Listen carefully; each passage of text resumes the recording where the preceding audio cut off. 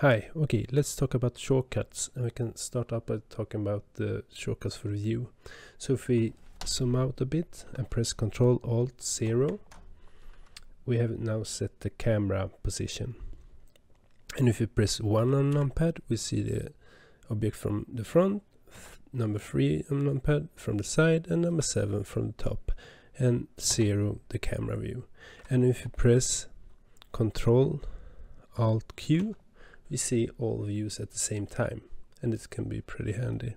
And press ctrl+alt+q again to leave that environment. If you press Z, we get the shading menu, and if we take solid, we also have the possibility to press alt+z to activate the X-ray mode, like this. If I select the object and press period on numpad, it will zoom to the selected object or vertices. If I press slash or division sign on the numpad, I will isolate the object I'm working with, and none of the other objects are showing, but they are not hidden. So if I press slash again, everything has come back. And if I press H, I hide something. And if I press alt-H, it will come back. And if I press shift+h, everything that's not selected gets hidden, and alt-h, everything gets back. Press Z again and choose material preview. If I select the car, let's press F2, I can name it.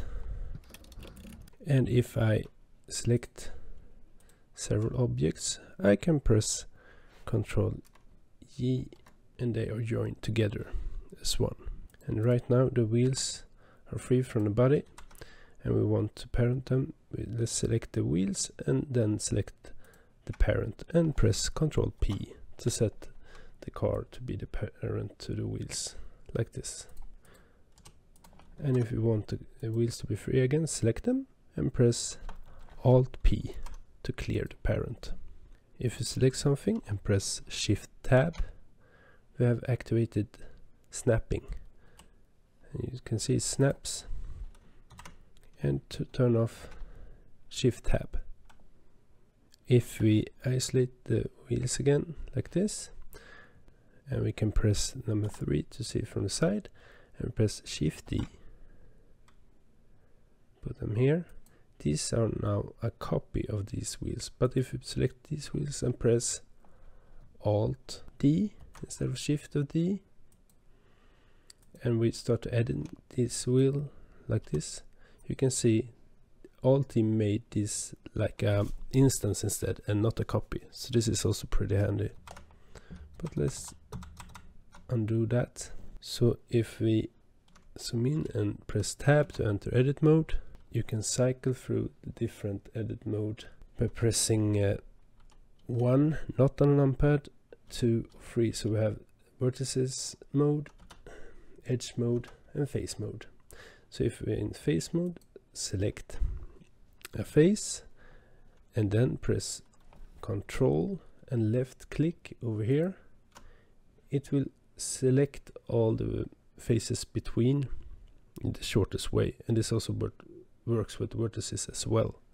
But if you select an edge loop instead, so we press Alt and press J and X, this doesn't look so good. But if we turn on proportional editing by pressing O and now press J and X, this looks much better, and I can scroll on my scroll wheel to choose how much the proportional editing should affect the selection, and press O again to turn it off. And if we set the mode to vertex mode and I select Alt, left click up here, I can press G 2 times to enter edge slide mode. I'm kind of locked on these edges, but if I press and hold Alt, I can move in the same line, but no boundaries, so that's great. And if we press Shift+D and accidentally press right mouse button,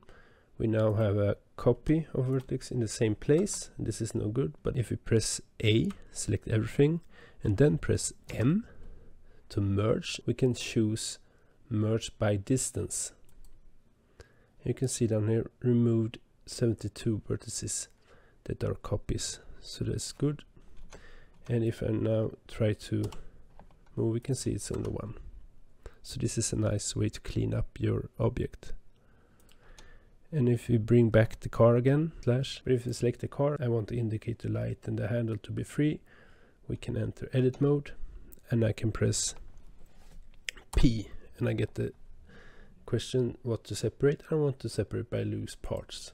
And if I now press tab to exit edit mode, I can now see that these are loose parts. So this is just some of the short commands I use daily. Hope you liked it and learned something new. Thanks for watching. Bye.